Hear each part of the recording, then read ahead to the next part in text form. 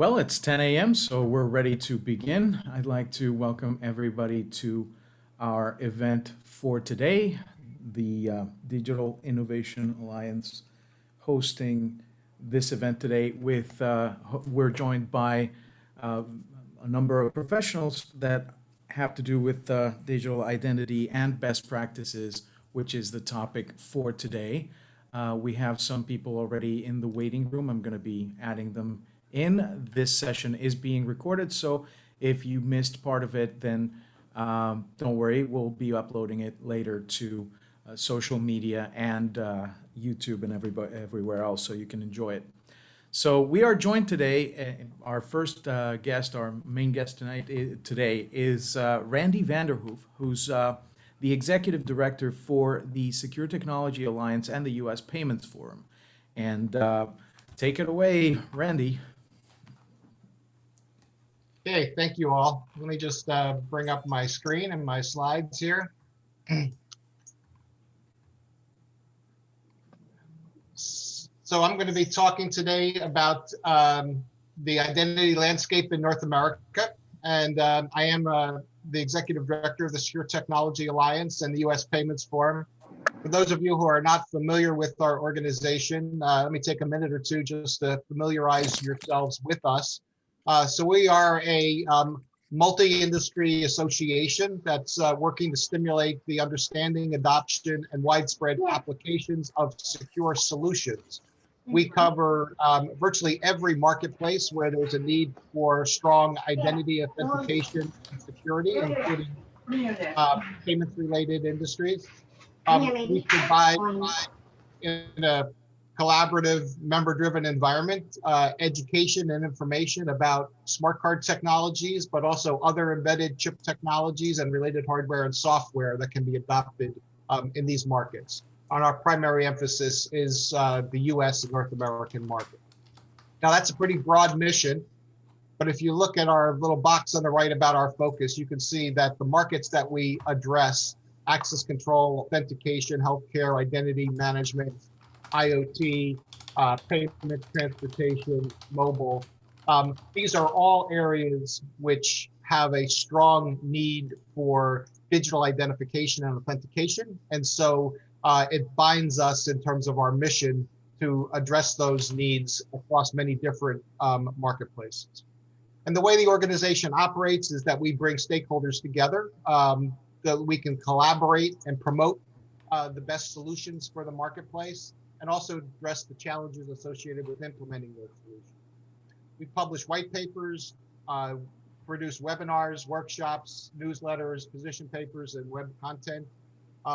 We've run numerous conferences and events that focus on specific markets and technologies. We provide education, including training and industry certification.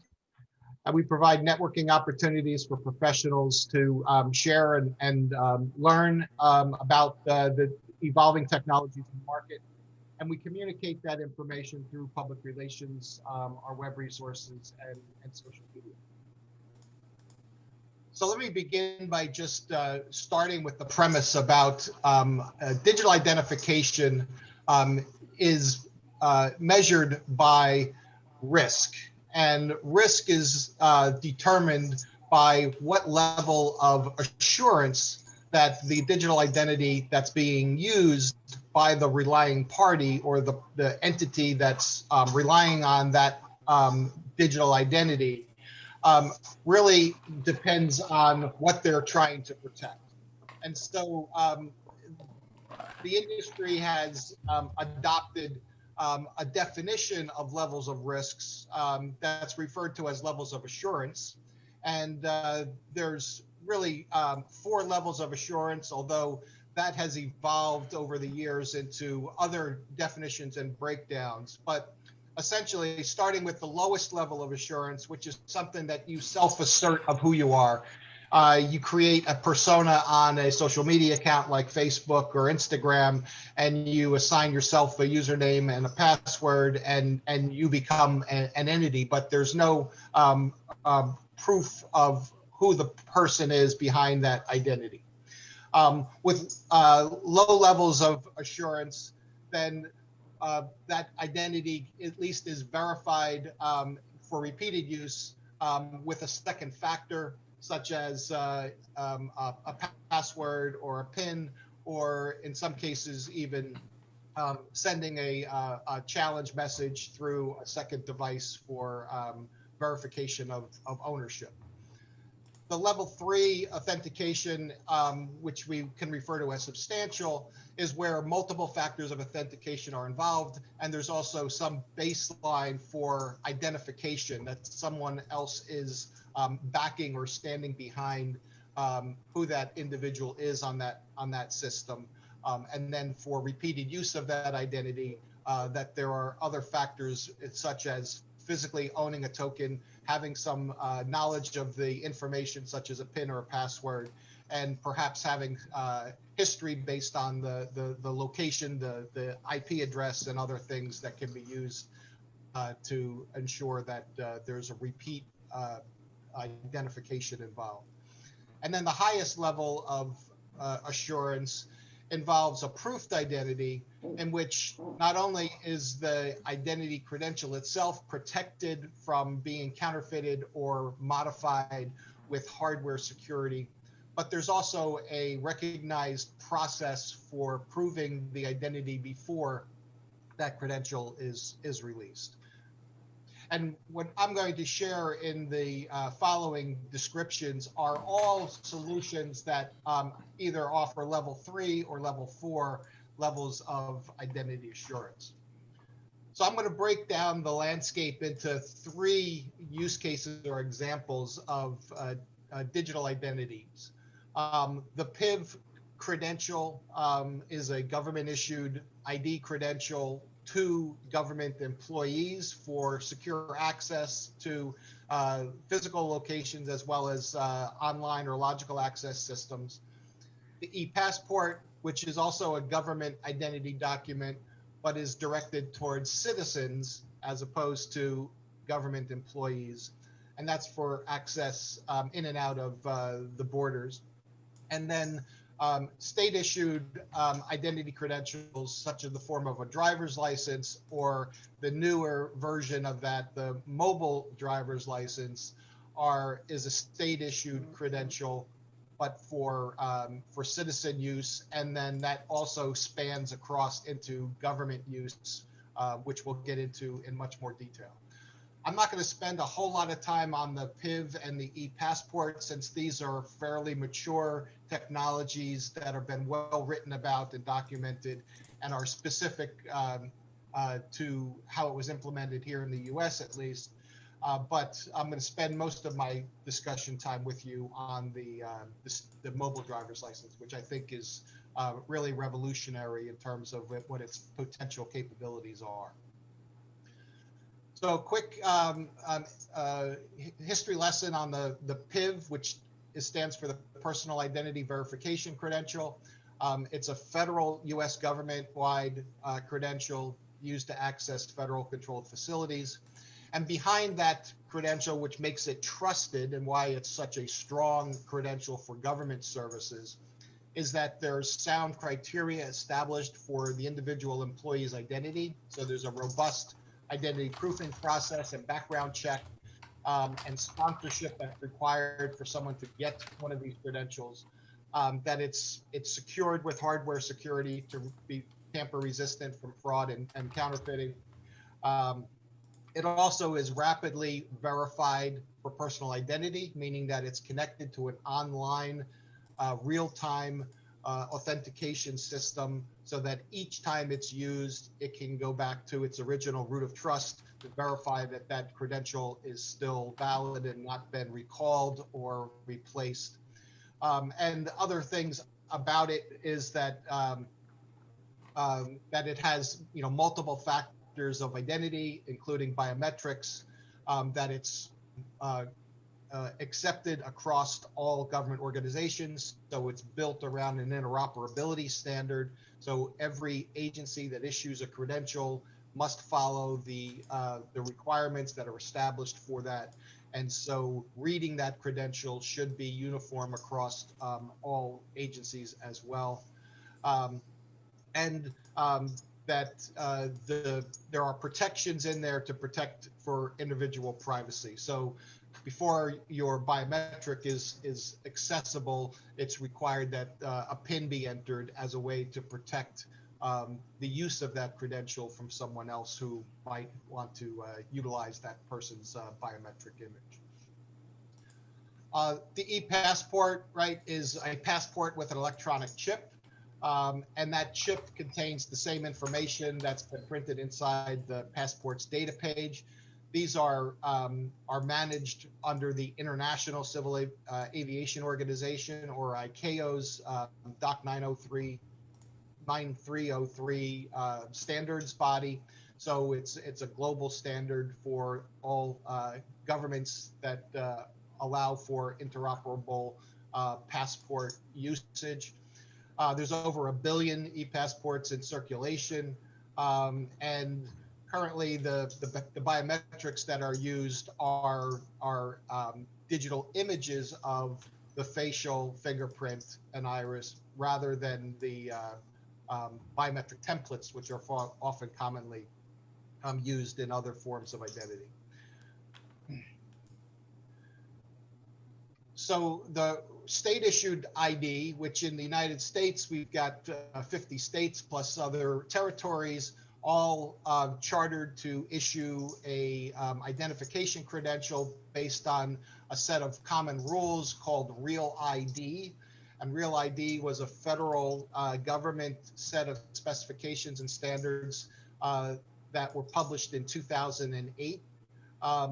The American Association of Motor Vehicles Administrators, which is referred to as AMVA in the US, is chartered with maintaining and managing the states that they comply with the Real ID standards. So they are constantly updating the compliance requirements that states have to meet, as well as allowing for states to issue other forms of identity that meet certain criteria if it's not going to fully comply with the Real ID standards.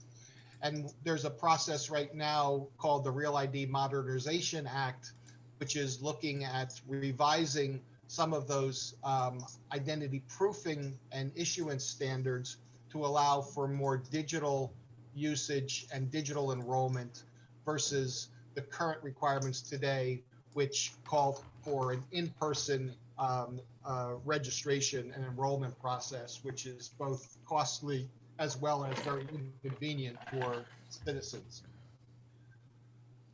So there's lots of uses of a mobile driver's license version of that, which essentially takes the data that was managed by the state when they issued their state issued driver's license physical card to put that information into a digital form and store it on a mobile device for real-time use.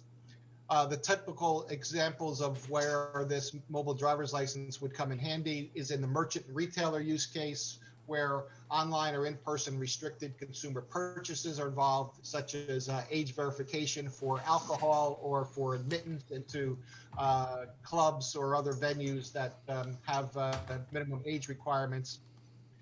Also, many merchants, particularly larger ones, issue store credit cards or have loyalty programs that require their customers to enroll in the store, and having a reliable, trusted identity as a background to prevent people from creating pseudo identities in these retail cases is another benefit. On the transportation industry, most of us are familiar with the identity proofing process you go through in airports to gain access to the secure areas of the airport, and you present a physical driver's license or passport, in addition to presenting your boarding pass, which is often now a mobile boarding pass. The merging of the mobile boarding pass with a mobile identity would streamline that process and also become much more safe for the security officers and the citizens, so that there's no physical handling of the identity credentials between the two parties, which could perhaps be passing COVID or other future diseases with one another. Also, this can be applied for individuals who have access to um, um, ports of entry or transportation and shipping areas where they must present a valid ID to gain access to those areas, in addition to a valid driver's license. So putting a digital driver's license in place would provide a digital audit trail for those uses rather than the flash version or the flash pass model where we trust that the gate operator or the security officer validated that they tested that identity for authenticity. Healthcare applications for insurance and patient enrollment, also for purchasing pharmaceuticals, particularly those that are controlled substances or that are age restricted, to have a verification of identity and perhaps even um, residency, and to qualify for some government subsidies for those medications. State and local for judiciary programs, legislative programs, the administration of government aid, such as food subsidies and healthcare programs. Public safety for accessing a controlled area in the case of a natural disaster, and only allowing first responders or public safety officials to prove their identity before they can have access to those scenes. And then, of course, the federal government is looking at mobile driver's licenses as a form of identity, in addition to the PIV credentials and e-passports for having as an alternative method of identity verification when necessary. This image just kind of highlights again how a portable digital version of an identity credential issued by a state that a consumer can carry with them and then present in different cases for different purposes, while also protecting their identity is and privacy is something that we see as a significant game changer for what mobile driver's licenses can bring to the identity landscape.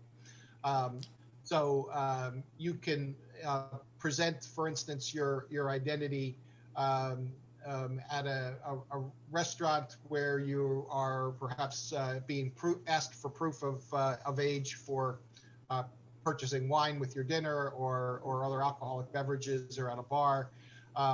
But in that case, you only need to present that you are of a certain age. So from a privacy protection standpoint, I want my mobile driver's license identity to only give the person scanning that information proof that I am of legal age and that identity belongs to me. So perhaps a facial image presented on the identity, and then an age verification that just says, yes, I'm over the age of 21 years old, if that's what the limit is in your region for access, but no other privacy information being revealed.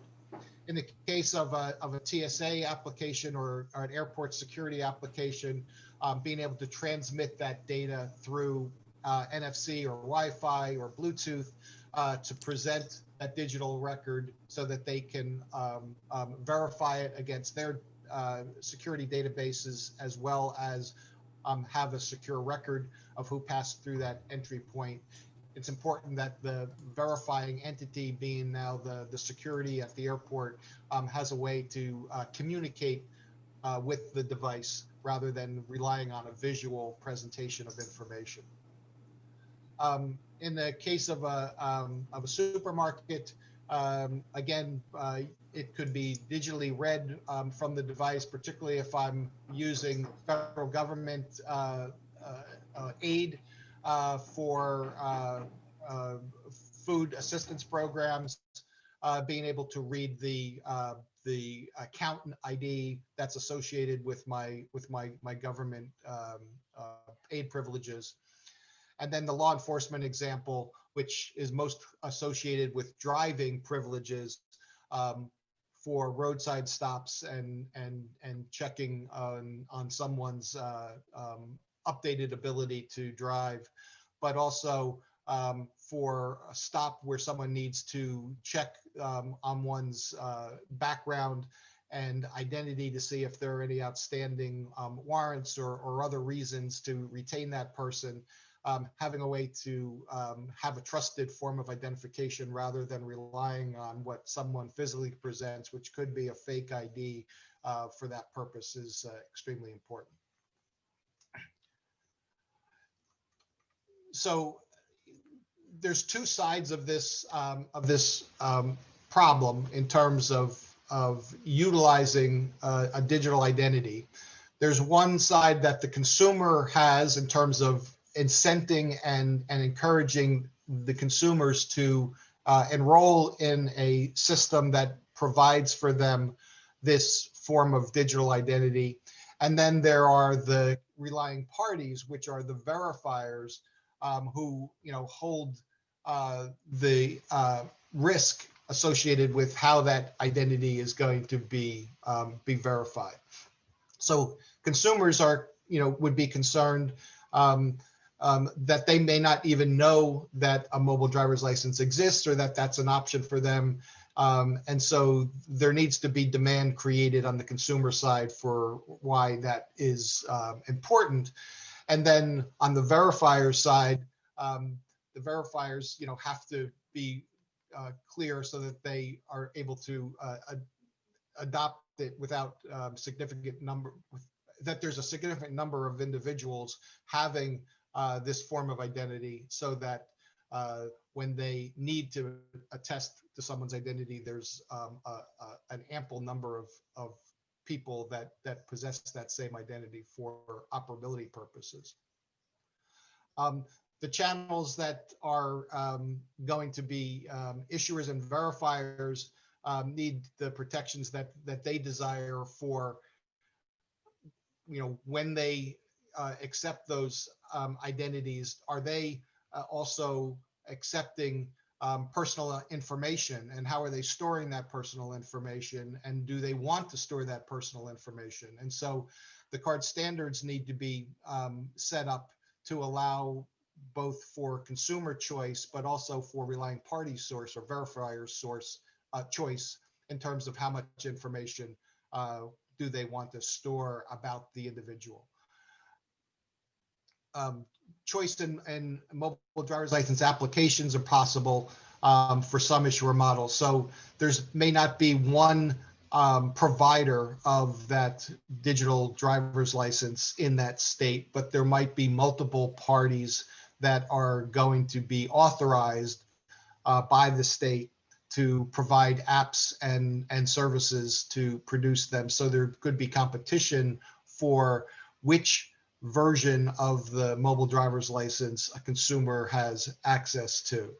And the risk there is that, all of them meet certain minimum requirements of compliance to the identification regulation, so that the identity is protected and safeguarded, and that regardless of who is the issuing party in terms of the application, that it works uniformly and securely in all cases.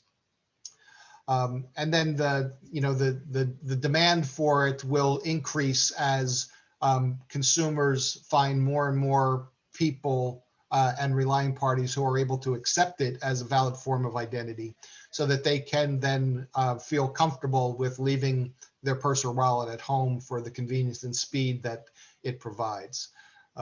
And until there's a safe level of acceptance, then it's really not going to be as convenient for consumers if they have to carry their other forms of identity in addition to their mobile digital identity, because not everyone accepts it. So here are some samples resources that I'll leave with you in terms of those of you who would want more information about mobile driver's licenses. The Secure Technology Alliance recently concluded a series of 4 webinars that are publicly accessible about the technology, the security, the uses and implementations of mobile driver's licenses, and some of the challenges in implementation.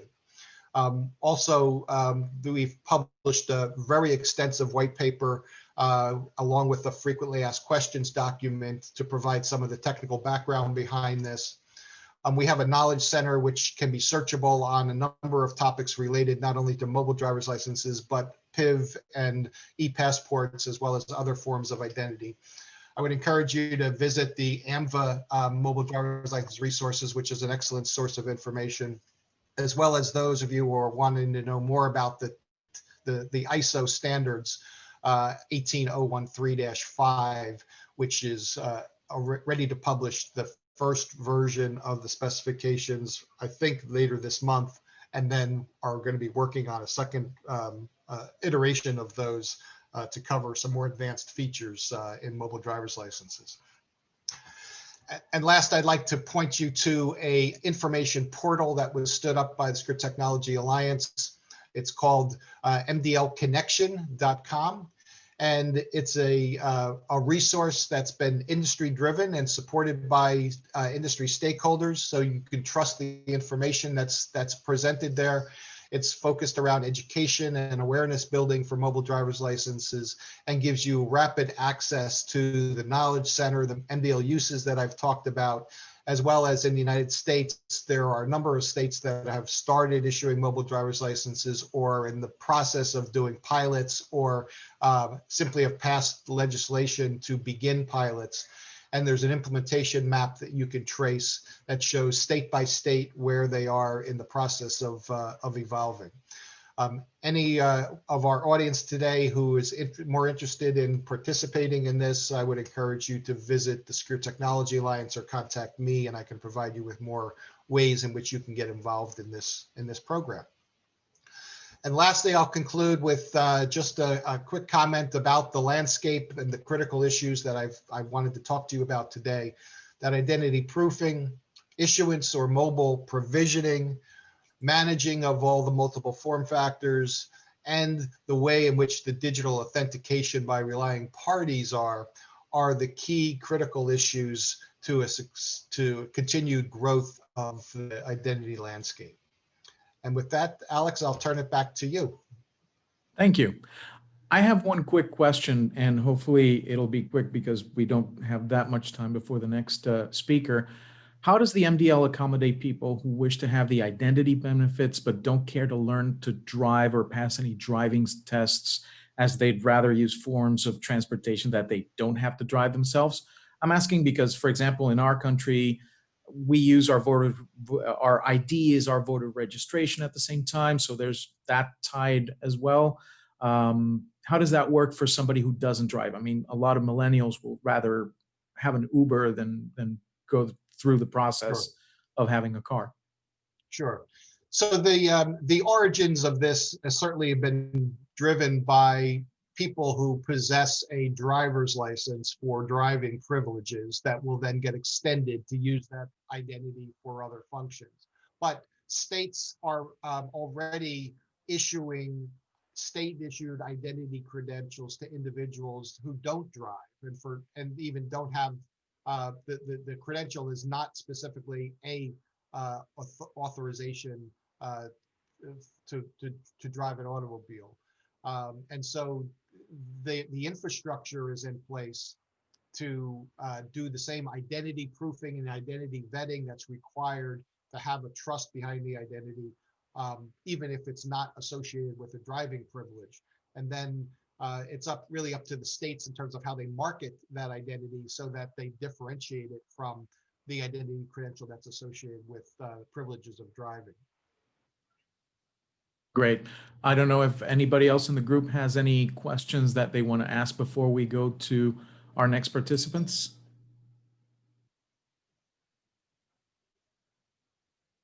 I don't see any chats or raised hands, so I'm going to go with not, but we can always send you any questions that come our way later then.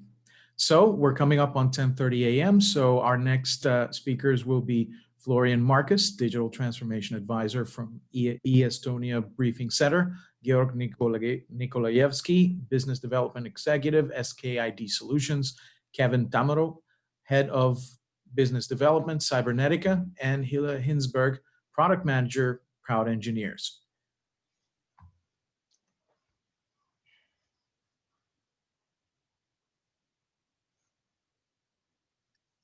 Let's see if we can ask them to unmute. Hold on, let's see. Florian. Hi, thank you. Now I can finally unmute myself. Well, good morning to all of you over there on the other side of the big pond. My name is Florian Marcus, and I work as a digital transformation advisor here at the e-Estonia Briefing Center in Tallinn.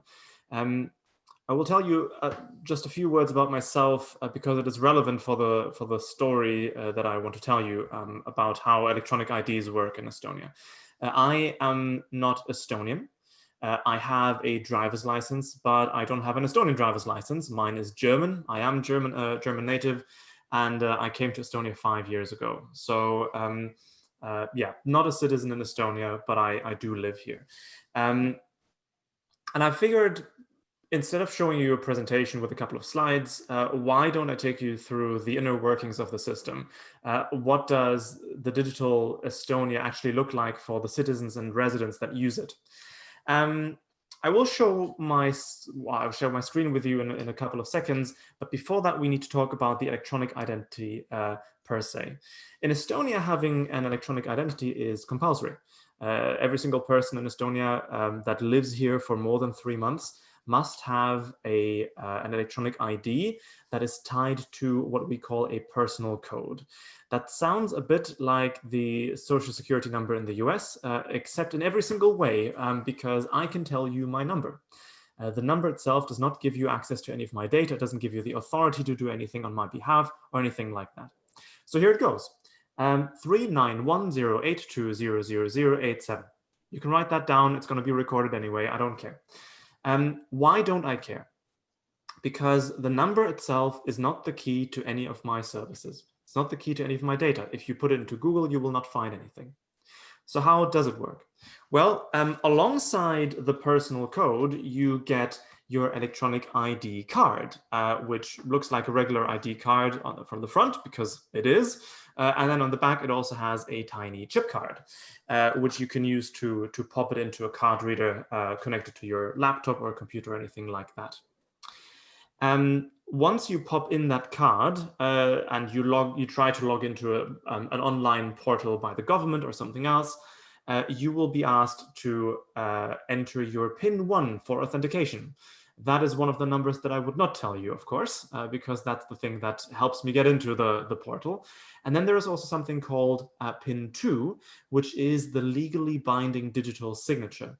The digital signature enables us to sign any electronic document in a legally binding manner, just like you would on paper.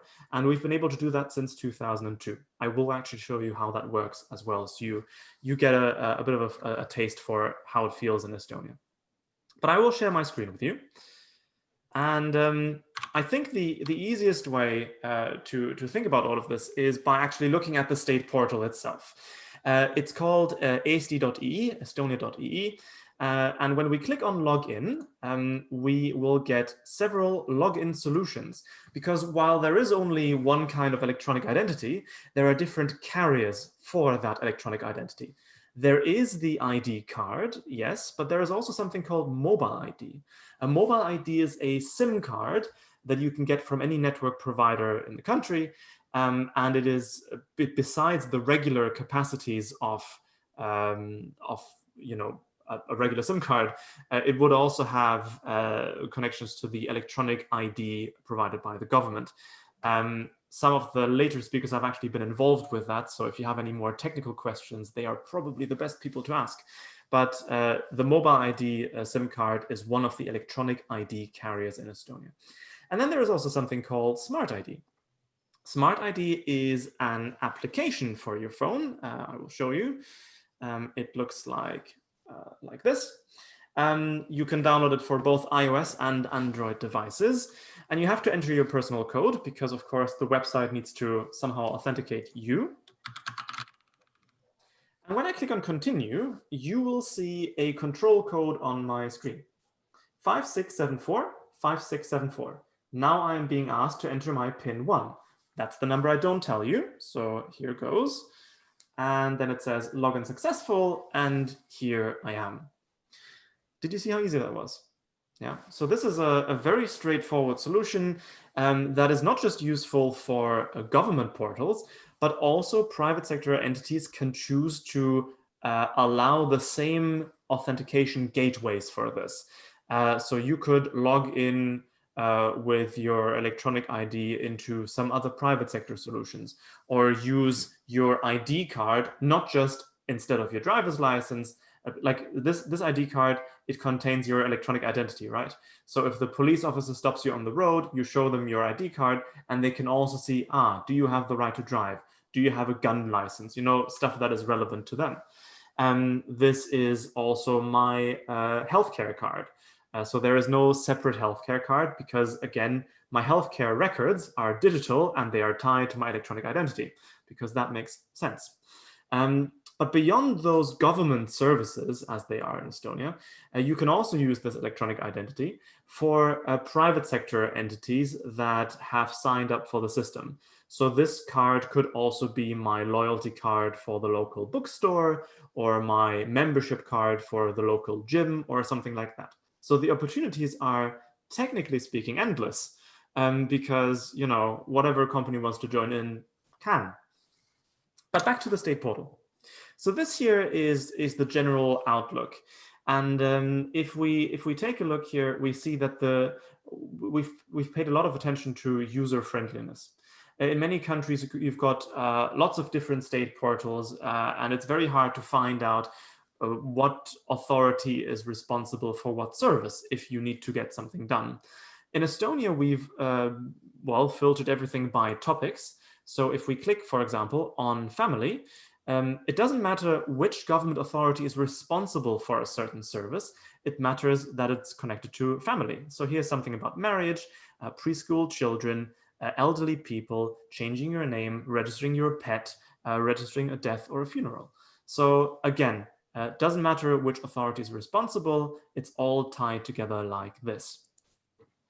Going beyond this, we have created so-called life events, because there are some situations in life where you would need to do several things at once.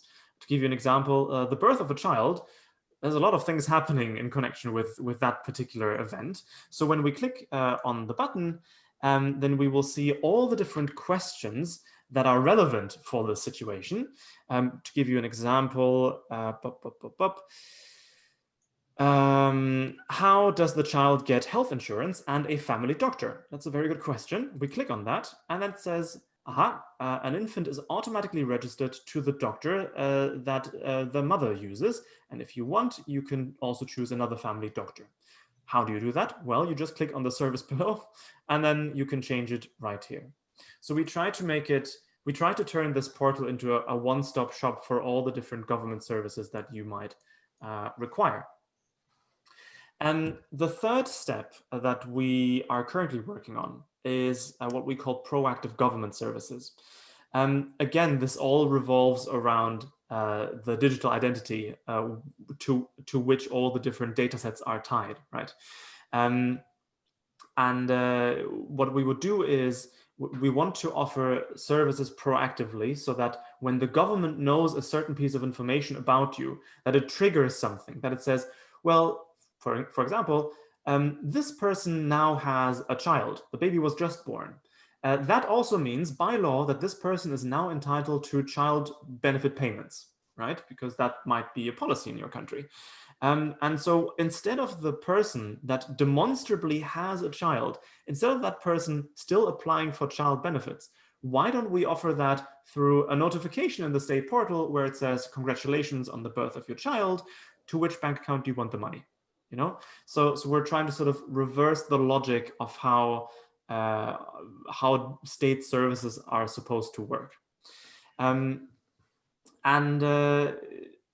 of this would be possible without having a secure electronic identity that is connected to all the different government authority databases. So if the tax authority stores something about my persona, they tie it to that personal code. If my doctor writes something down about my doctor's visit, then that will be connected to my personal code as well. It will be stored decentralized in the respective authority or server that is responsible for that. So there is not one big super database, but rather it's a very decentralized and distributed network. I don't want to talk too much about it because we have a wonderful presenter almost exactly after me who will talk about this. But this system that helps all of this data exchange happen securely is called the X-Road. And the X-Road encrypts the data exchange between the different members, usually government authorities, but also very much private enterprise if they want to join. And the X-Road, sort of on a service level, is extremely complex, and it looks a tiny bit like this. So you can see there is no single point of access, no single point of failure, and this is very important. It has helped Estonia's resilience against cyber attacks over the last few decades as well. And the great news is that there are several companies in Estonia that provide, X-Road-based solutions for other countries as well. Estonia is not the only country that runs on the X-Road, but the X-Road was invented in Estonia. One final aspect that I want to sort of touch on before I would move to your questions, should you have any, is the matter of privacy. I feel like in this way, digitalization is often misunderstood. The usual argument against digitalization is that we can create this sort of big brother state where the citizens can't manage their own data anymore. They have no idea who is looking at them right now and for what reason. And if we're being honest, that is a possibility, right? You can absolutely create a digital infrastructure, a digital system where it is possible for the government or the different stakeholders to see everything about a person without the individual having any control over that. That's absolutely true. And there are some countries in the world that do it like that, without wanting to name any particular countries. But what I would also want to say is that there can very much be a counterexample to this. And I think Estonia is actually a very good example. So when we click here under data tracker, we can choose a particular register, and we will see every single time which government authority looked at what part of my data, when, and most importantly, for what reason. So within which context did the certain government authority look at my data. So here we see, we can filter the results according to who looked at my data or what kind of data was accessed, a certain time period. We can go through the different registers and so on. So there's an awful lot of overview into sort of, who is accessing your data. You can also block parts of your data. To give you one example there, something that is extremely, critical data for many people is healthcare data, understandably so. In the healthcare portal, I can block every single doctor's visit for my doctor and every other doctor in the country. So if I feel like there is a diagnosis that I don't want to share, that is not necessary for my next doctor's visit, then I can block that temporarily or, for the foreseeable future as well. And I think this is very important in giving the responsibility back to the citizens where, in my opinion, it belongs. All of this helps us go towards a very transparent digital environment. Transparent in the sense that it's more trustworthy, but not transparent in the sense that the government knows everything about me and I don't know how they're doing it. I would like to finish this perhaps with one example of a couple of services of a portal actually. When we go to traffic, please bear with me. It sounds a bit boring, but it's not, I promise. We go to the e-services of the road administration. So we log in. We have to log in through Smart ID again. I'll just do that one a bit faster without showing you the control code, but it works the same way as last time. Then it says correct. Good. Here's a very important point. We're talking about electronic identity today. In some countries, companies have their own separate legal identity with everything that comes with it. In Estonia, that is not quite so. Of course, there are company register codes, and that's a good thing, helps with the overview. But the different roles within a company, CEO, share owner, and so on, are tied to electronic identities of people. So when I log into the state portal here, into the road authority, it asks me, in which role do I want to use this service? Do I want to use it as myself, the private person, or as the CEO of my company? You know, so I can, if I would click on this, then I could see how many cars does my company have, which of my employees gets to drive what, and how is it all insured, and so on. So if I had 3 companies, those 3 companies would have their own register codes, but they would be tied to my electronic identity because I am the founder and owner, or a CEO, or some other role in that company. So today I'll just come in as myself. When I click on vehicle, I have lots of useful services immediately available. I could order a license plate online, which will be registered digitally, and the license plate, the physical license plate, will be sent to my home address without me providing my home address. How is that possible? In Estonia, we have something called the once-only policy. The once-only policy means that within the entire government system, there is always only one place that is allowed to ask me and store for a particular part of my data. For example, with the address, only the population register can ask me for my address and store my address. Any other authority that might at some point require my address is not allowed to ask me. They have to ask, through the X-Road, the server of the population register. So it's rights-based access. Just because you're a member of the X-Road doesn't mean you get access to everything. You have to negotiate both with the database that you want data from, and of course it has to be within the confines of the law. So in this case, the road authority does not have my address at all, but they do have the right to ask from the population register. And then they get it for a second, and then they will send the license plate to my home address without me having submitted it. This increases, first of all, user comfort, because I don't have to tell every single time, oh, I live here, and when you move to a different country or city, then you have to do it again and again. Not like that in Estonia. And also it increases the level of cybersecurity, in my opinion, because in most countries, the different government authorities have formed into silos, data silos over time. So all the data is duplicated, and it doesn't matter to which server the hacker goes, they will get all of the regular data from there, you know, whether it is address data or birthdays or names or, you know, anything like that. All the different authorities ask for that. In Estonia, not the case.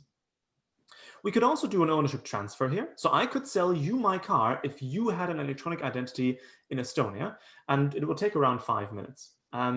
Also, we can do a vehicle history check, which is really, really useful. I don't know whether you've ever bought a used car or considered doing it. It's really hard to trust the other person that's trying to sell the car, because they will tell you, yeah, there's nothing wrong with the car. No, it's never had an accident. You know, it's all good. And it's a very good price. And then, yeah, you can't trust that person. You just either you have very good expertise to immediately realize that you shouldn't buy that car, or you pay the price and maybe end up being disappointed afterwards. In Estonia, that doesn't have to happen.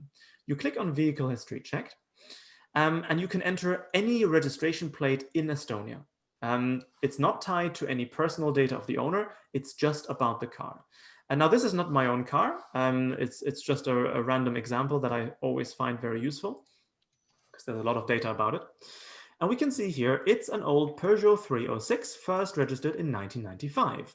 It is red. It is an what's called an open deck, which is Estonian English for convertible. And we can see the mileage, how it's developed over the last few years, ever since it was registered in Estonia in 2013. So it's gone up from 171,000 kilometers to 199,000, so moderate usage over those many years. But most importantly, we can see every single time that this car has been to a technical inspection. So here we can see 2020, 19, 18, everything's okay. There's a small exclamation mark, but nothing crucial. But if we go back, there are some problems. For example, if we look here, there's something wrong with the steering on the left-hand side.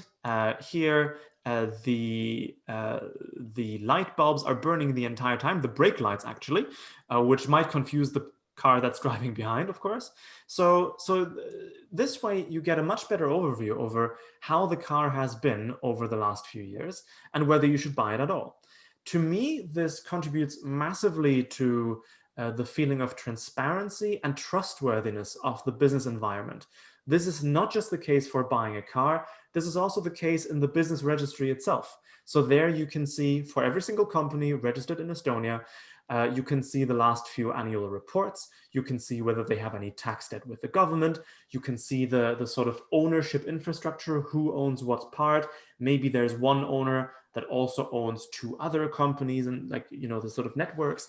So there's a lot of useful data there that you can access online right now. And to me, this really makes living in Estonia so worthwhile as well. Because for whatever I need to do with the government, whether it's paying my taxes, voting online, anything like that, it takes around, for paying taxes, it takes 3 minutes online. For voting online, it takes around as much, basically as long as you need to decide who you want to vote for. So for me, digitalization is an intrinsic part of life, and it's proven to improve my and everyone else's life quality as well. So if you have any more questions, you can always get in touch with us. If you go on e-Estonia.com, you can click on About Us, and you will find both my email address right here and also those of our lovely business development and engagement team. I think Alan is also with us in the call. So yeah, always get in touch if you need more suggestions and ideas about Estonian solutions. We've got all the right contacts. And last but not least, if you have questions about a particular topic right now, maybe some facts that you need, you can always go on Toolkit, and there's a lovely section. First of all, there's a presentation in Spanish actually as well, and in English, of course, with lots of information and fact sheets and Q&As about all the different topics in Estonia, whether it's e-health or e-education or online voting or anything else that's interesting and exciting to you. With that, I would stop sharing my screen and thank you for your attention. And I'm looking forward to your questions, of course.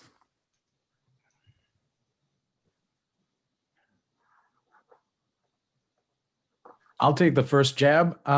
What kind of cooperation have you had with other countries so far who have requested your assistance in providing insight, not only on the successes of what you've built upon, but also any particular difficulties, challenges you might have had to overcome? Good question. So first of all, absolutely, Estonia made mistakes along the way. Even though we already learned some lessons from other countries that we implemented. To give you one example, Finland, we got the idea from Finland to have this electronic ID card, but we learned from their mistake. They didn't make it compulsory, so the usage rate was low. We made it compulsory, so we already were able to jump around that.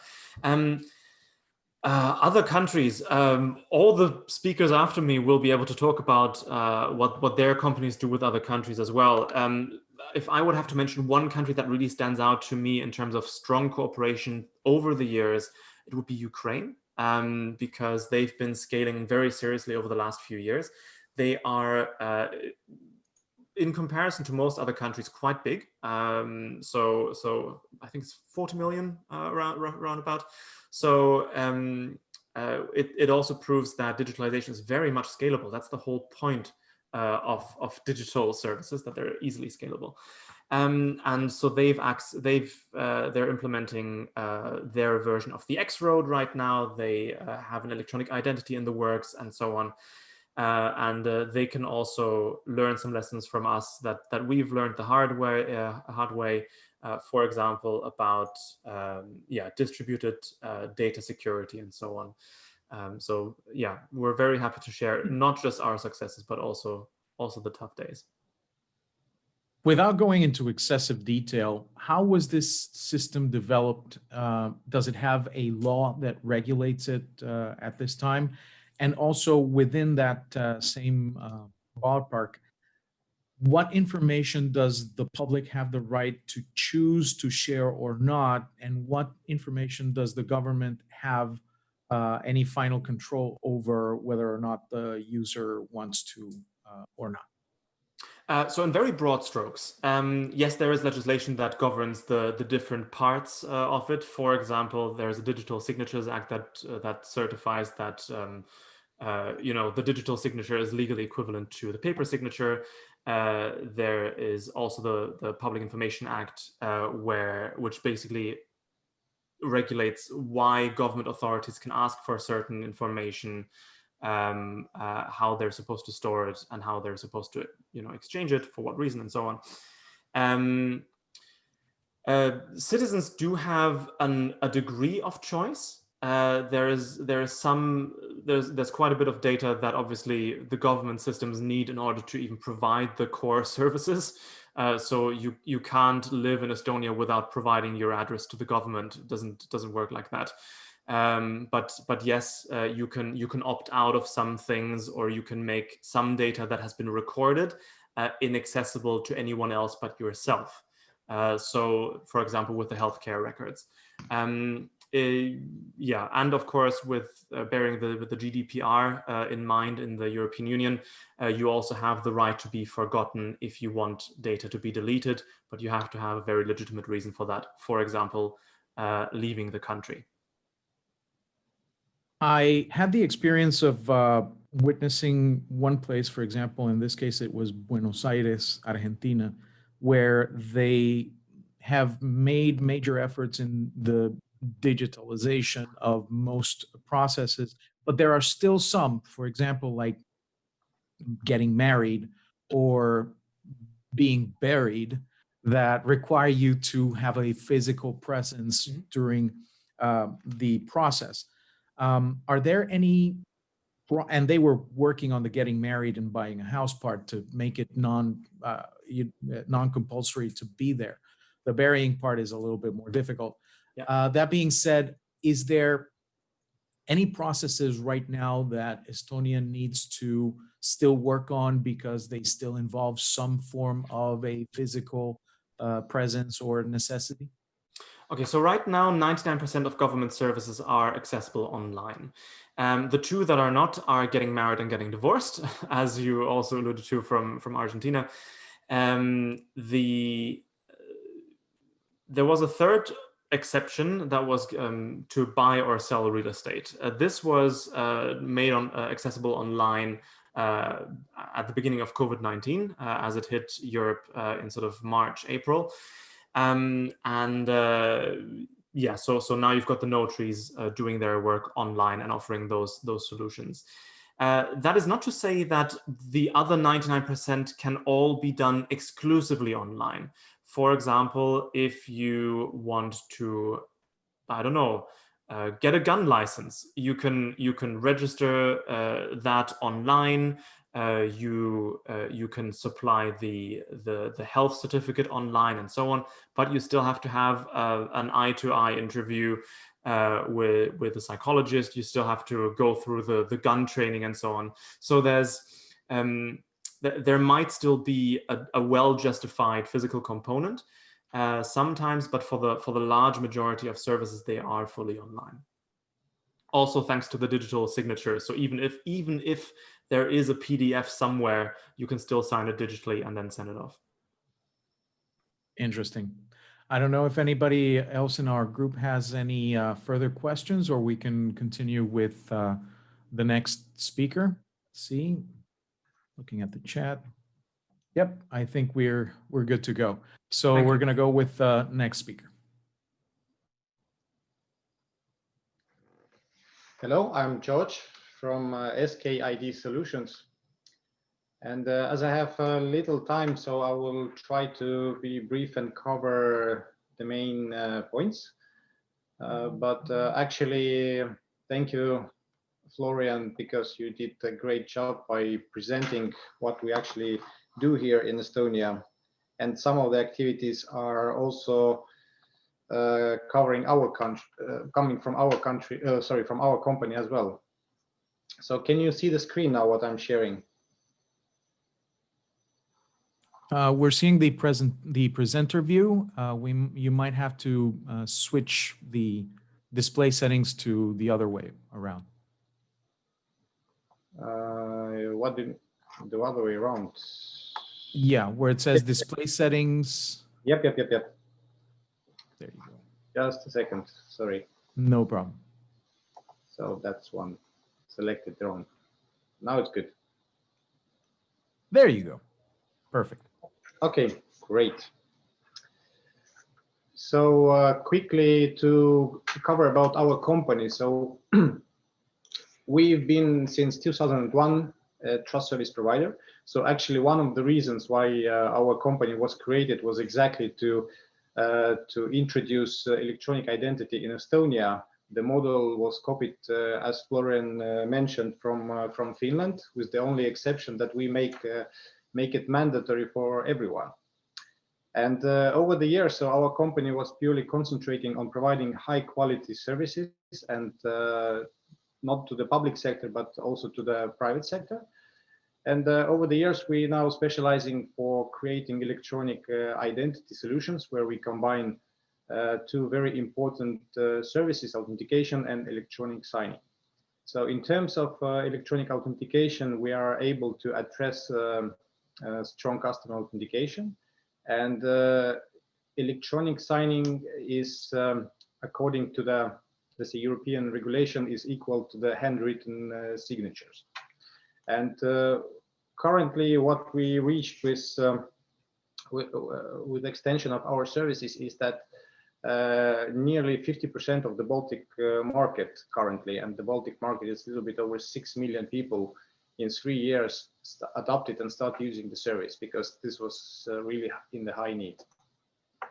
And it is important to say that what we provide is the platform for the international identity based on the governmental one. So, and what I mean here is that it is derived identity, means that country X knows that the person who tries to log in under name Y, so it is all trackable. So we are not creating identities from nothing. So we rely on the governmentally issued ones.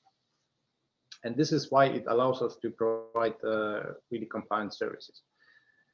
Just a little bit of the history. So when the company was created, we've been concentrating on SIM card based, or let's say smart card based services from 2002. And then moved to the mobile ID SIM card based solutions, but still it required you to have some, let's say, hardware and the other providers. And over the years, we understood that with the digitalization and the penetration of the mobile devices, so mobile device is the future. And we created something which is now called Smart ID. And this is an application-based electronic identity. So we do have a very unique technological solution. So together with the Cybernetica, and from Cybernetica, we will have, I believe, Max speaking today. So in brief, to describe you what is Smart ID. Smart ID is electronic identity, what you create based on your physical one. There are different ways how you can do that. So first of all, through the physical identification in the office. For example, if you go to the bank office or any registration office. The second one, if you have ID cards or if you have mobile ID, so the strong token according to the regulation. So using that one, you can create yourself Smart ID. The difference is that Smart ID can be also used on different devices. So you can have it in your mobile phone, you can have it in the tablet, in actually any device which is capable of running Android and iOS. The most important was that when we created this identity, we tried to address the international market. So if you look at the ID card, so the ID card is usually limited to the country where it is created. With the mobile ID, you are limited to the country, and plus you are also limited to the mobile operator.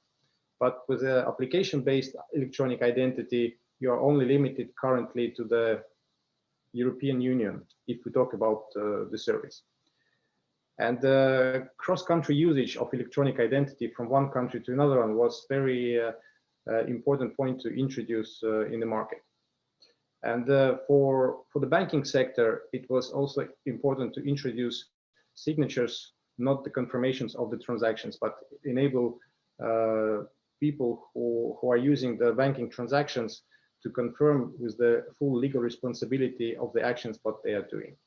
And of course, in order to support all that, we have to be compliant with all the latest regulations which are coming from European Union, from financial, and from the data protection. And in the situation with the COVID, so we understood that when everything is in a lockdown, so people cannot actually go and receive themselves physically electronic identity. So for mitigating that risks, we developed a new way. It's a remote biometric identity verification process. So you will use your smart device with NFC interface. You will use your biometrical passport with the chip, and of course yourself. And then performing the simple process of onboarding, you will get the full electronic identity. I also have a link for our YouTube channel, so you can see how this process is actually created. And if we talk about the interface, so interface what we created very simple actually, because we don't need to do anything else than just simply input PIN code number 1 and PIN code number 2.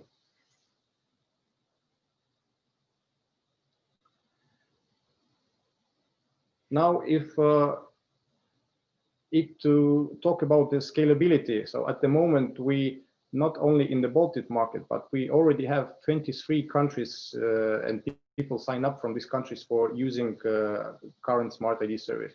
So we do see that in the world it is very critical for people to have highly secure and service that can enable you provide electronic signatures. Okay, so I will quickly skip that one as I already mentioned. So our current state, so in our current state, we are growing day by day with number of users and the transactions. So we were able to achieve in 3 years top 5 banks from our current market. Our scheme's been evaluated to the level of assurance high, and we received the certification that we are able to create qualified electronic signatures from 2018. So that's why we do believe that in European market especially, this service would be highly required. And just some of the examples of the use cases what we have, because if you look at our business models, we are doing it on a transactions level based, and transaction based business model requires the high volume. And in our market, the heaviest transaction producers are the financial sectors of the banks.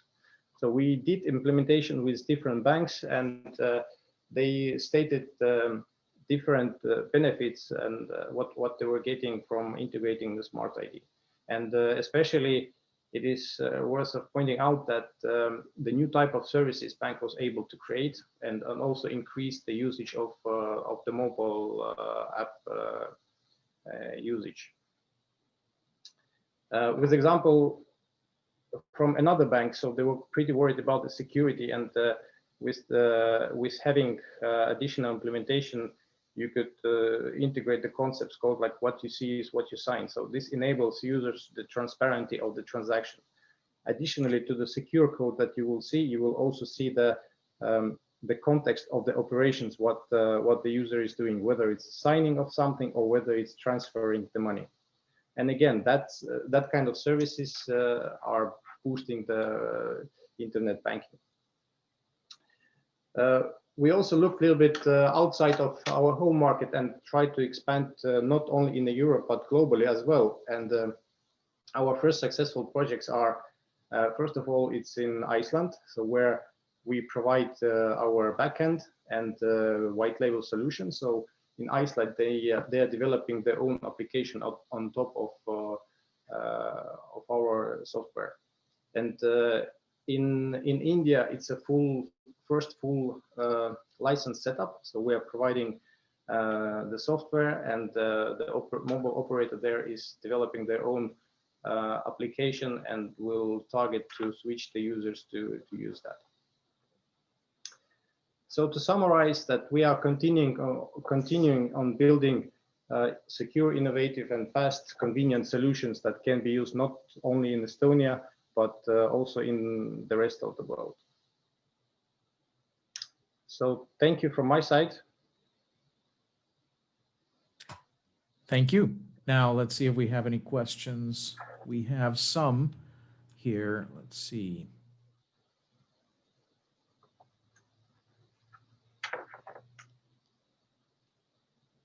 Does it implement SSID and/or proxy re-encryption to grant or revoke access to information from the data owner without giving it? I don't know if that applies to the previous presentation, though. Give me a second here. Yeah, that was responded earlier, so sorry about that. I don't have any current questions right now. I don't know if the rest of our team has any questions, Edgar or anybody else for now? No. Let's see.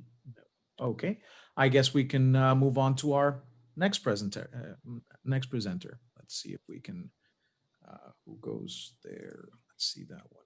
Okay, so which one's the Max? Okay, there you go. Thank you.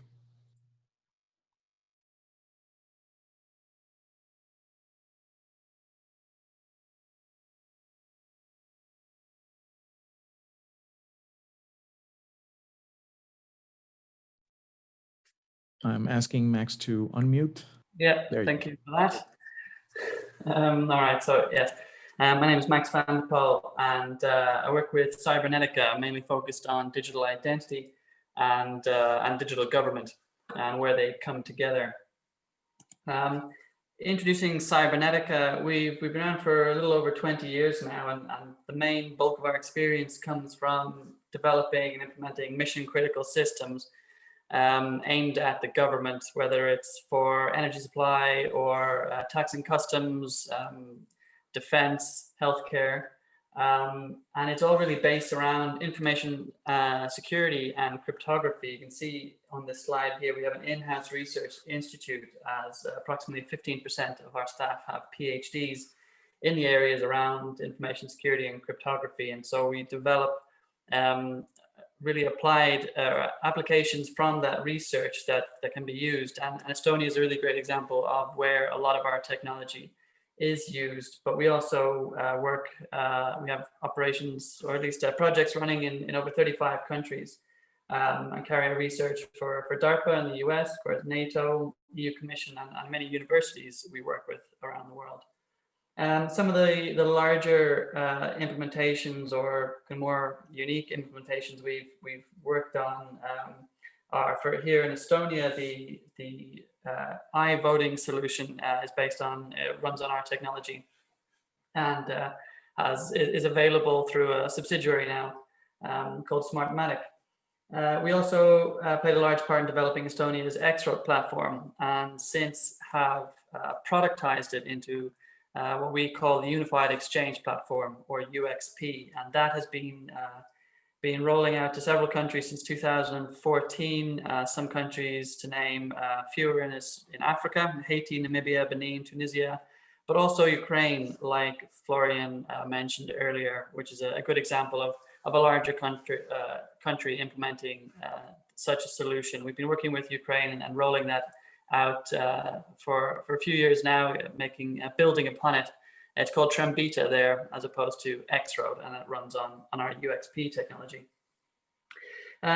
We also carried out the pilots for the Estonians eID smart card service. So I have a strong focus on digital identity, and have developed other national digital identity solutions. One of the good examples is Azerbaijan, which runs on a SIM card based offering, a lot like Mobile ID here in Estonia. We also have our hand in border surveillance and radio communication systems, also used here in Estonia, but in Dubai, in Italy, and Indonesia, with several other examples around the world. I'll touch on digital identity and kind of put it in context for what we can offer.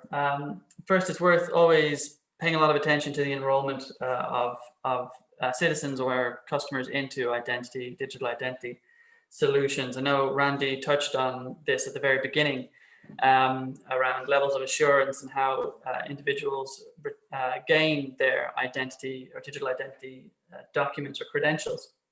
But it's vital that initial enrollment procedure is key to the highest level of trust that can be achieved with a digital identity credential. But also it's very valuable, and again, I think it's been touched on a few times already, is the way to popularize a digital identity service and really grow its value is for it to be utilized by valuable, frequently used services. Banking is often at the center of this. I've seen statistics that say that kind of 80% of digital identity transactions are in banking. I think the top 4 services used by Smart ID that Georg just spoke about are banks. And if we look to some of the Nordic countries as well, again, banks are at the center of these digital identity services, either setting them up themselves or being early adopters. Further to that, you can see the mega benefits that come from digital identity when you have an interoperability platform as well, come from when a single digital identity is widely recognized, because that's what can enable automation, start to remove the human counterpart. And I think Florian gave some good examples talking about proactive government, where rather than people having to claim a benefit when a child is born, of course, the government is well aware that a child has been born and who it is being registered to not seem too technical. And therefore that person then is eligible for benefit, and then that can be provided. And so it's the digital identity that enables that, because in all the different databases that individual is known, they're all known in exactly the same way, and they can talk to each other about that individual in the same way, rather than having a human say that the Max van de Paul in this database is the same Maximilian van de Paul that is in this database, and so on. Secondly, when digital identities can be trusted, and not only the identity itself, but actually the method of authenticating and signing associated with it, that's when we can enable remote high assurance transactions. So applying for a mortgage, I bought a house 2 years ago. I didn't have to step into the bank in order to apply for that mortgage. And what was mildly terrifying about the whole process was that from applying for the mortgage to signing the documents in front of a notary, the time frame was 12 days. And that's only possible because of the ability for all the relevant counterparts to exchange data, gather data, and do the checks on the house, what loans are against it, the parts of the land that come with the house. Am I eligible to purchase a house in this country? Is my wife similarly the seller? Do they own the house? Have they the right to sell the house? And his family, and all the other checks that need to go on in the background related to the mortgage he has and the mortgage that I'm getting. In Ireland, I'm not sure what it's like in other countries, but I know in Ireland you'd be doing well if you buy a house within 6 months. So digital identity can have huge benefits when it's widely recognized and it's trusted. There's a lot of different ways to look at digital identity. I think it's always good to define it in the context of the way we're speaking to get us in the same direction. And I think one of the most simple ways to define it is simply saying that it's a combination of attributes that together differentiate one individual from any other in an IT system. So that's the digital identity, but what it actually means for citizens or customers and users is effectively 2 functionalities. One being a way to prove who they are online, whether they need to gain access to a citizen portal, like Florian showed us, or they need to gain access to a bank using a service like Smart ID, that they can use an authentication method of functionality. The second is a way to provide explicit consent, and that's really digital signing. And ideally, these are the same level of assurance. So with a smart card, you have two keys, equally protected, equally usable. I did see something in a World Bank report recently that differentiated electronic signatures from digital signatures, and I think it's worth calling out. That electronic signatures are the product of any electronic means of signing. So that could be something as simple as ticking a box saying you've read the terms and conditions, like we all do, or it could be putting in a code that I received by a text. We'll only get so far in terms of levels of assurance, kind of going again back to what Randy touched on. A digital signature is a product of a specific cryptographic process using PKI. And that's where Estonia has been for the last 20 years. And that's where solutions like Smart ID use Cybernetica's technology as the cryptographic core to enable high assurance authentication and signing. And what's unique about Smart ID, the service, is that with our technology, it enables it to reach the level of assurance that smart cards or SIM cards or hardware technology was previously only able to achieve. I won't go too much further. I'll just show this slide that brings together interoperability, which is the X-Road here in Estonia, or our product UXP that's been rolled out in several other countries, and then eID. When those two come together, that's what enables genuine digital government, offering services to the masses online and efficiently. And you can see that they're sitting on top of government registers. Like Florian described again, there are sources of information in government registers, like the land registry and the population registry.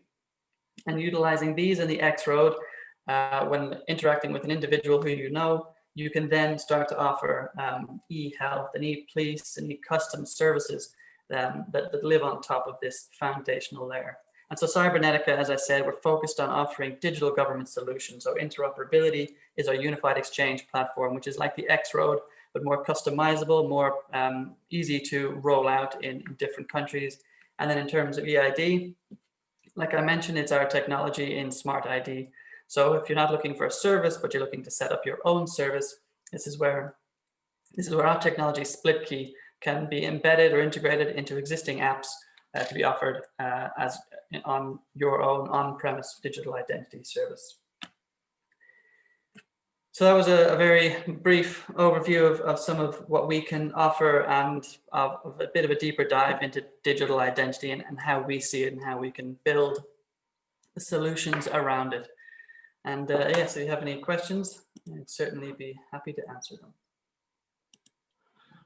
Let's check to see if we have any questions from our audience. Nope, we don't have any, but we'll certainly send you any questions your way if we have any questions afterwards, either from the recording or from anybody contacting us. Does anybody else in the staff have any questions for them? No? Okay, got it. Well, then we can move on to our next speaker, if they're unmuted already. Just check here.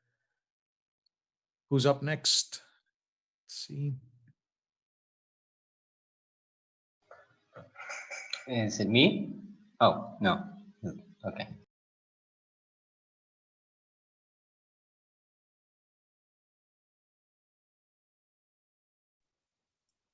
Thank Okay, you. I've asked, And there you go. I'm Hille, and thank you for allowing me to unmute. It's a pleasure to meet you all. Hello, and I will start immediately screen sharing and walk you through my presentation as well.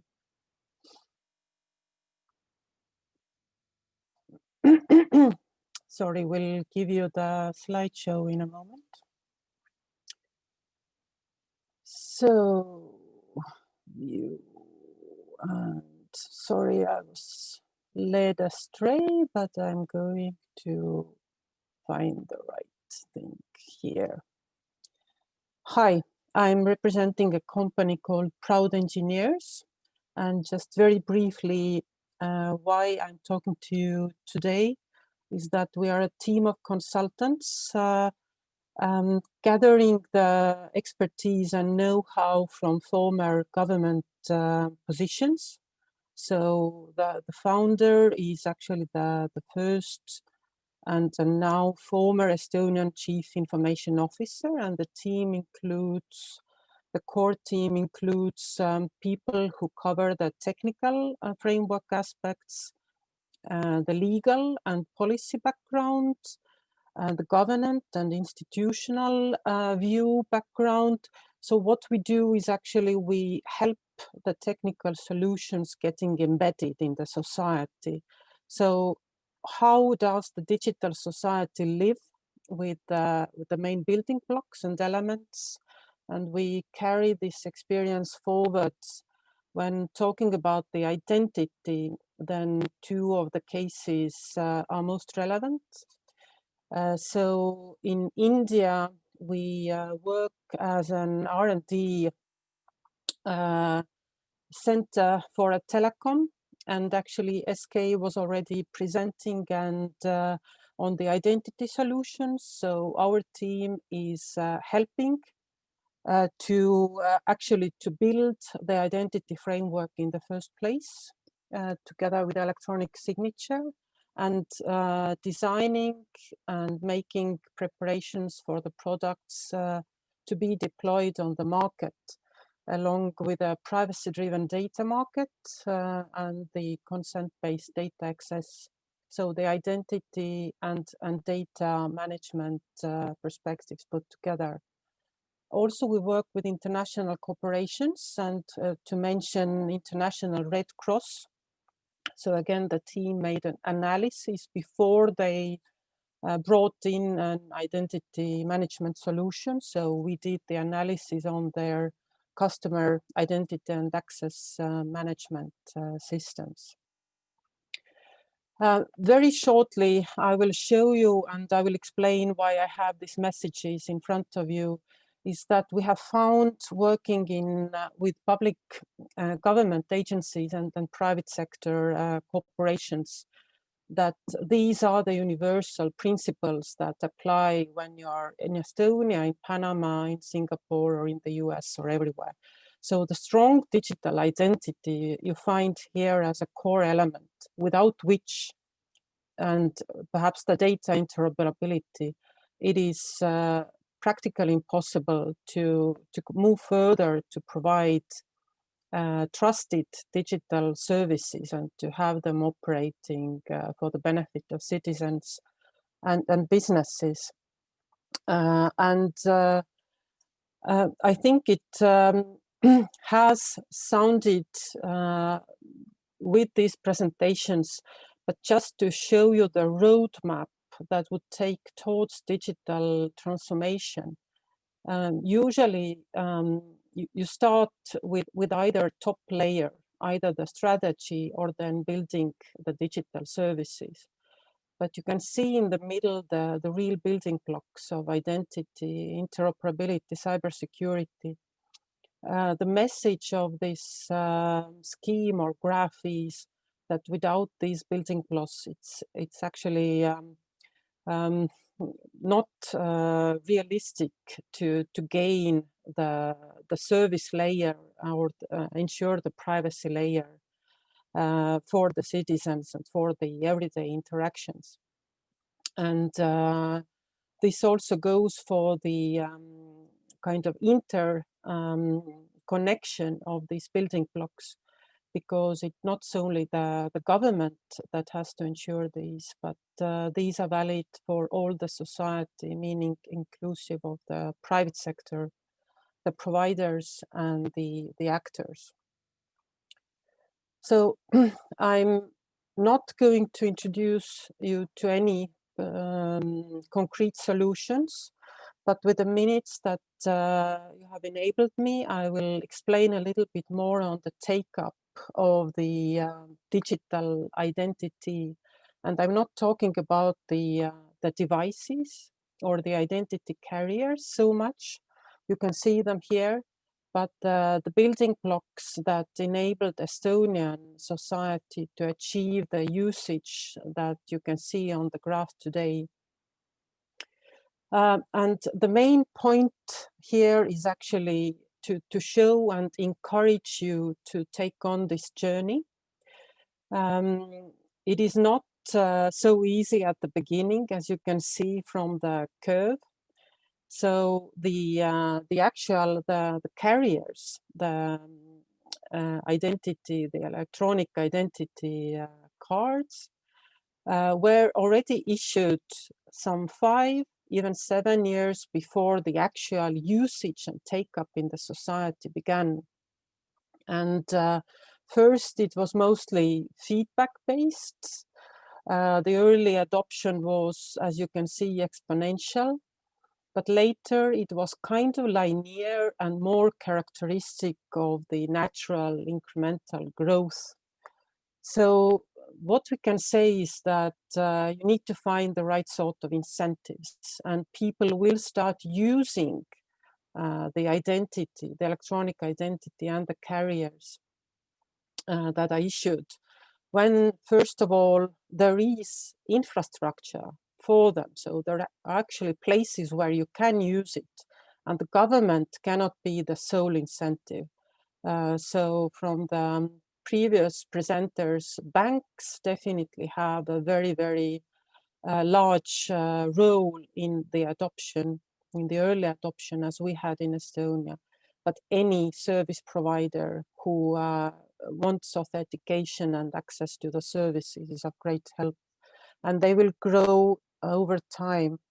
And when people find there is really use, then it creates more use. So you kind of have to get past the chicken and egg choice, either to hope for more service providers to join or to hope for more identity to be used.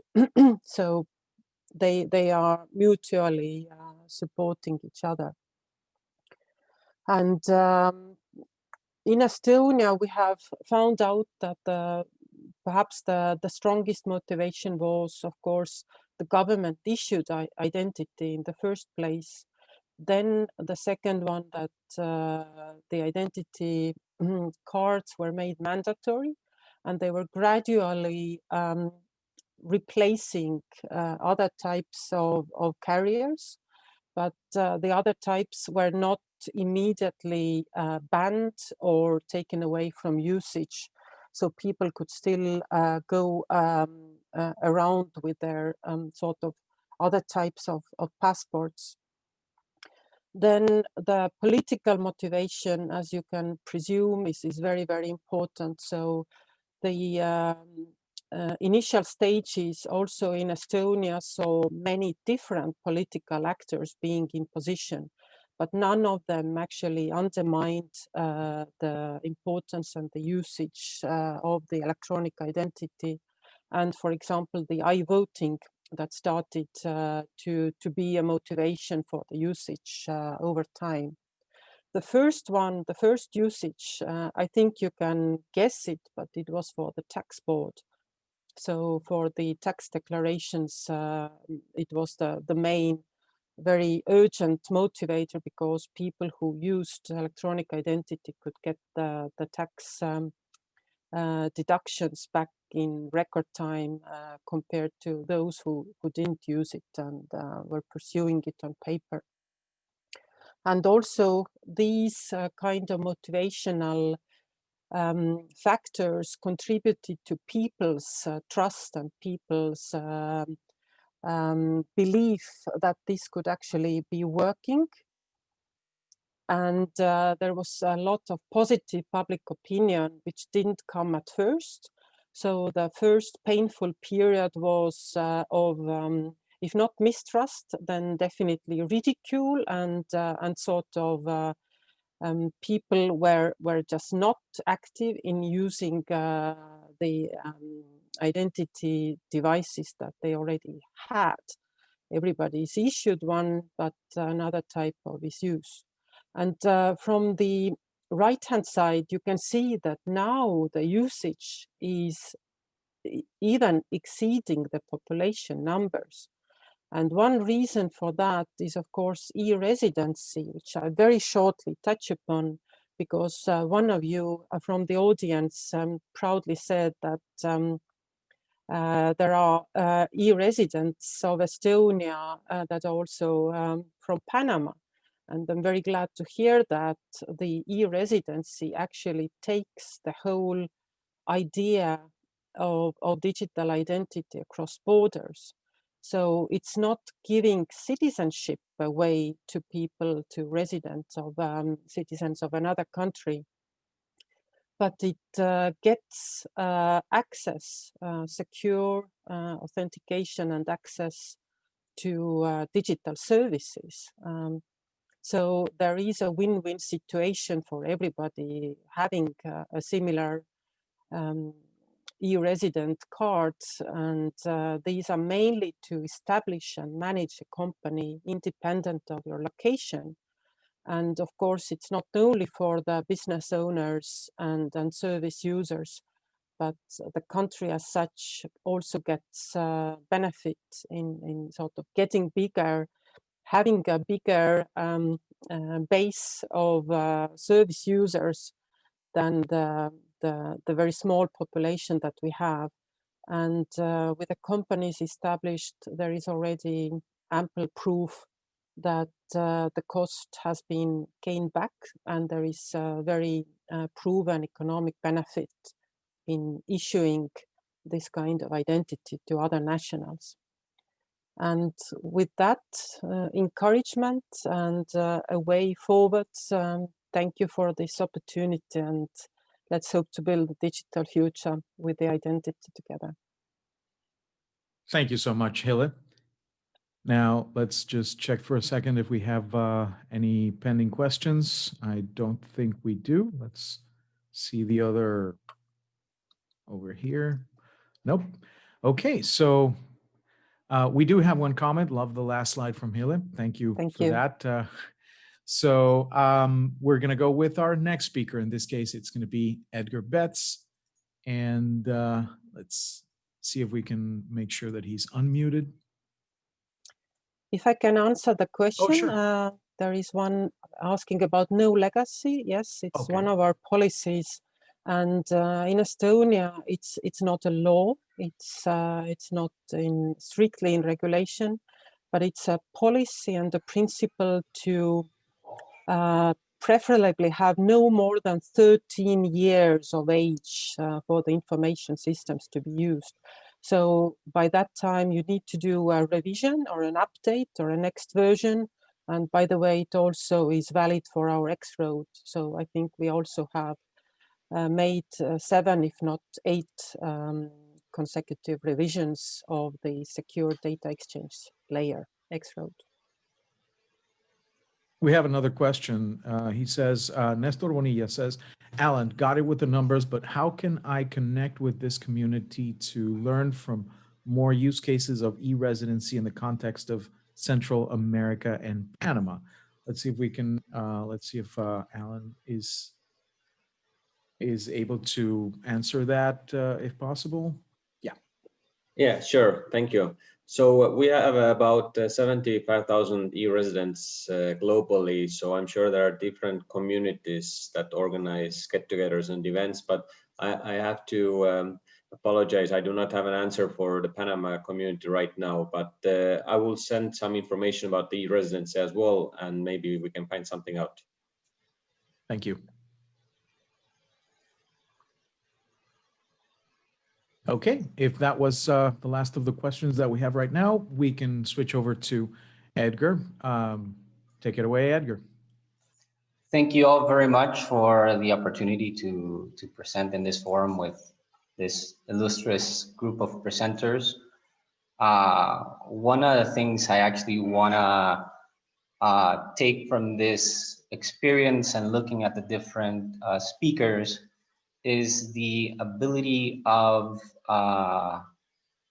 basically the migration of digital identity as a gateway to allow citizens to connect to government and government services, as well as the integration of government agencies through things like the X-Road and other platforms. For us, particularly in Latin America, is extremely very optimistic and alluring to see the will of the Estonian government to actually want to be able to do this. It's actually more of a challenge, more than a challenge of technology from our perspective. It's a challenge of will and able to work together between agencies and getting the different government agencies involved, getting the different government leaderships or even candidates from different parties to actually see this as an opportunity to create more efficiency, develop more structure, and even developing a government that is represented by the people who understand what are the rights, privileges, and attributes. So this concept that we have been trying to push in the Digital Innovation Alliance is a concept of interoperable regional recognition digital identity among countries.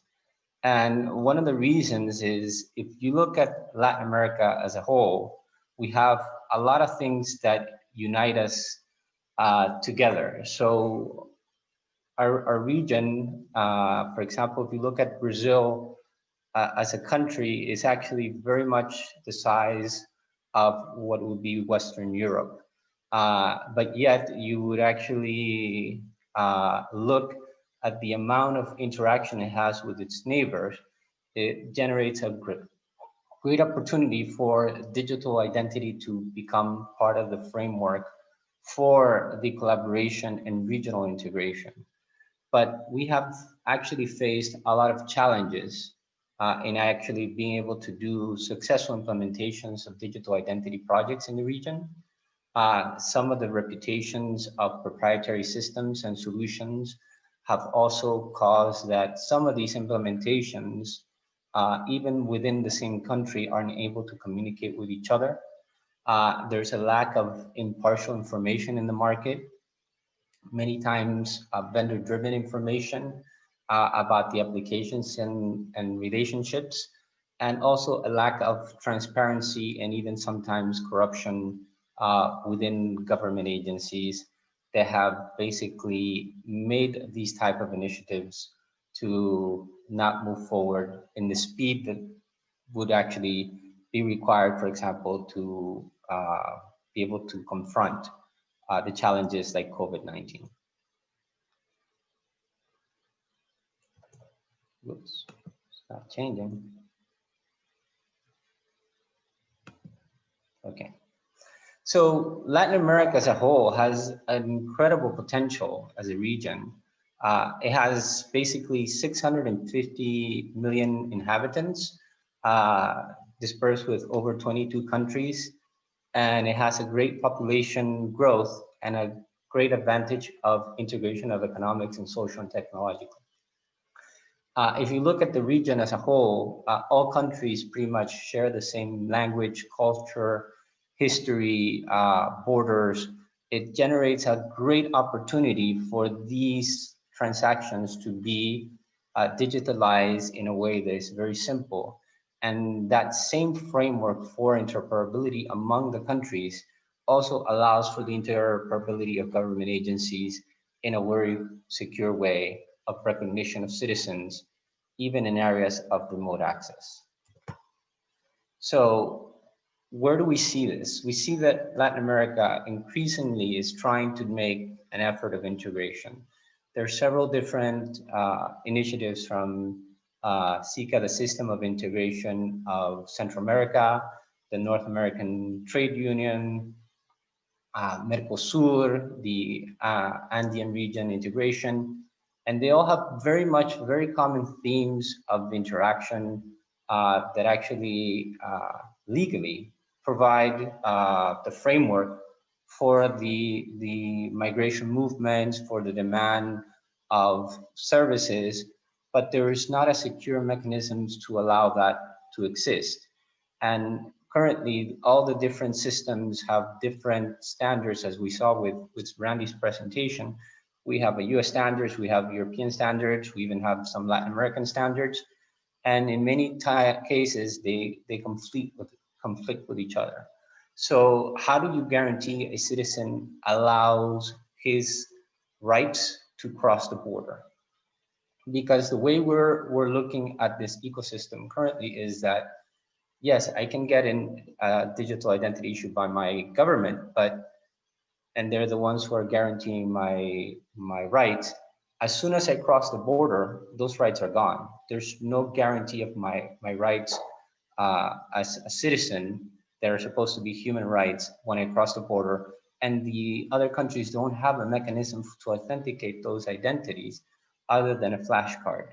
And we've been seeing this among states that are neighboring each other with driver's license solutions. So how do we generate that fundamental human rights of citizens to be able to go beyond what we are, not only on a physical citizen, but also as a digital citizen? And just like the internet and just like every other industry, that could actually be a global initiative. So obviously, I think that the main reason that will make people actually try to migrate to this, there is obviously an economic and financial factor. There's actually a study by McKinsey that showcases how a digital identity can actually stimulate the growth of the national identity product by 3 to 13%, which for any country, obviously after COVID-19 being hurt by the impact of the economics, that would want to actually drive to this. But how do we drive this in a uniformity of effort where we can actually form an integration of collaboration that would have been incredible? Because, for example, COVID-19 does not end at someone's border and then you move to another one and all of a sudden COVID disappears. No, it's a global effort that needs to be done. And it has to come from basically a similar cooperation between countries, and offer a way that we make it seamlessly, that it's mutually recognition to stimulate transactions. So what we offer, or what we actually propose for this, is basically developing this interoperable omnichannel digital identity.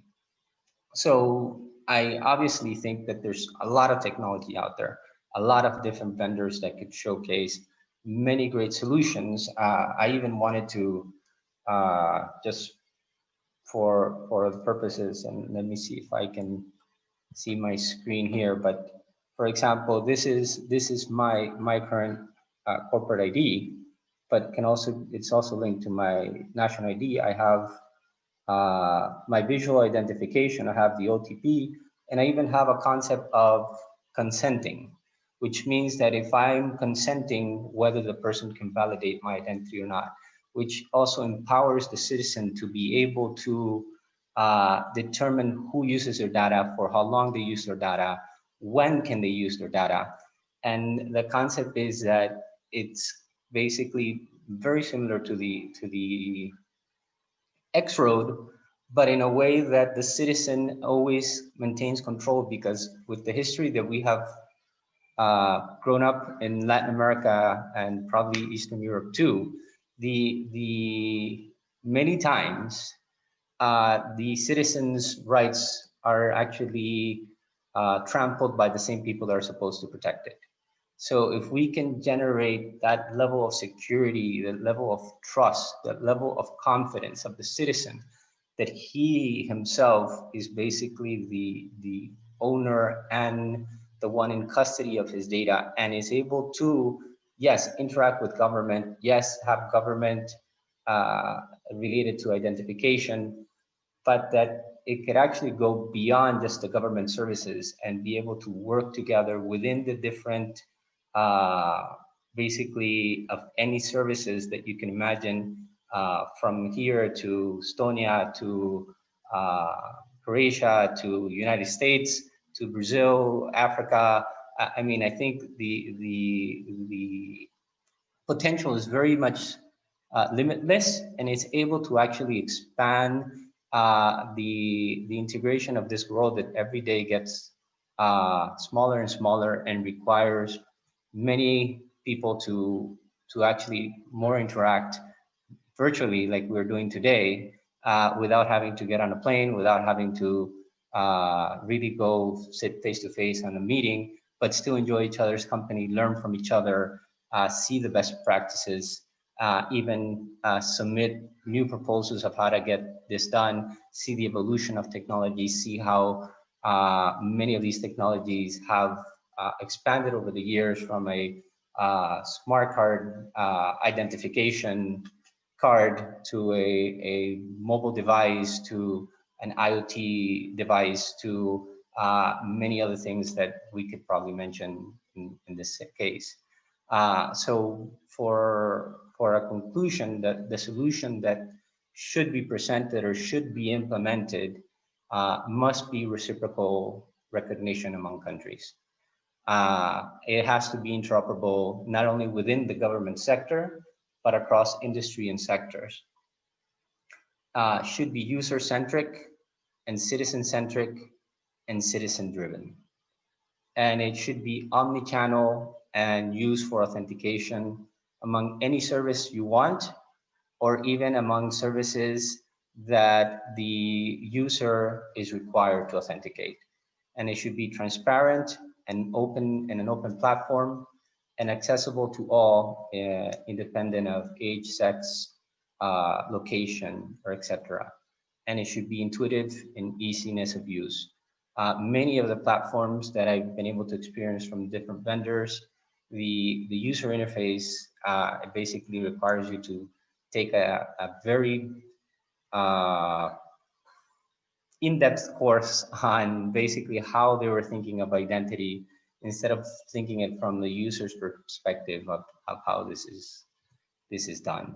So this is one of the visual IDs that we did a few years ago on a mobile device, adding several government issued identities on the same device and doing a derived credential from a physical card to others.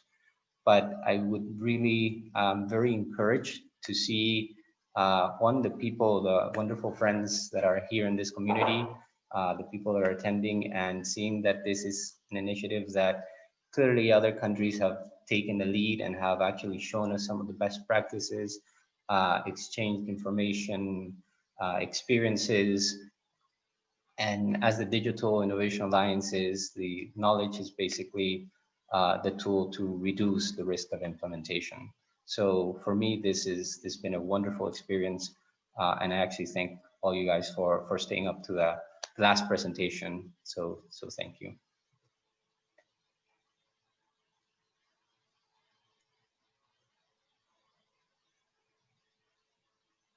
Thank you so much, Edgar. And I would unmute Siming's so we can hear his applause, but I think that that would be overkill.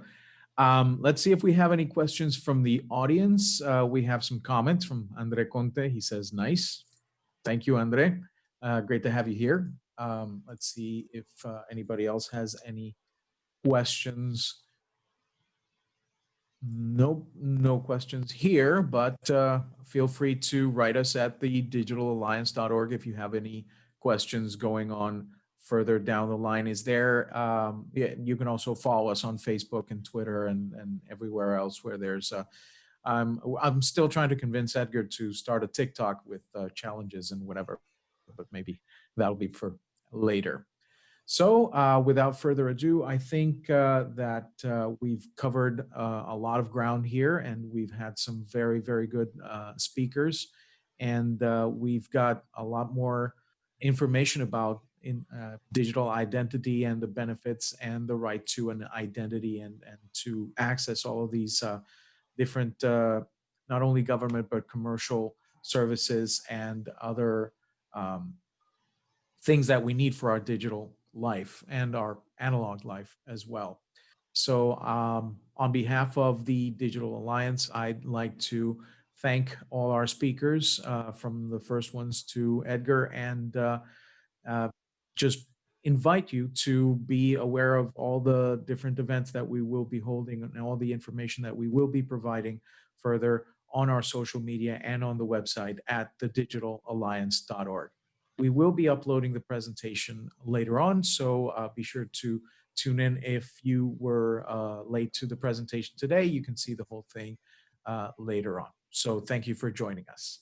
I don't know if Edgar has any final parting words for our audience. I want to thank all of you guys for assisting this webinar, especially during the day, during working hours. And particularly, I want to thank the team from Estonia that actually is after hours working to get the word out, getting everybody to understand this and helping us to actually drive this across the Latin American and Caribbean region and even across the world. And hopefully we can create these alliances to not only with Panama, but Latin America and other places of the world together. So thank you guys very much for your time and your efforts to drill down on these things that we need to study further and understand further. And it's good to actually be able to shoot you guys an email and ask a very interesting question and see how you guys resolved it or how we should resolve it. So thank you. Excellent. Okay, so I'll be